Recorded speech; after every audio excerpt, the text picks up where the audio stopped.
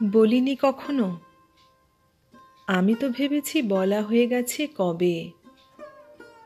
এভাবে নিথর এসে দাঁড়ানো তোমার সামনে, সেই এক বলা, কেননা নীরব এই শরীরের চেয়ে আরো বড় কোনো ভাষা নেই।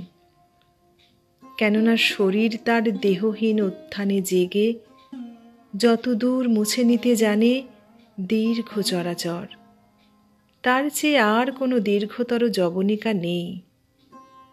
কেননা পড়ন্ত ফুল, চিতার রূপালি ছাই, ধাবমান শেষ ট্রাম, সকলেই চেয়েছে আশ্রয়। সে কথা বলিনি? তবে কিভাবে তাকালো এতদিন জলের কিনারে নিচু জবা? শূন্যতাই জানো শুধু, শূন্যের ভিতরে এত ঢেউ আছে সে কথা জানো না?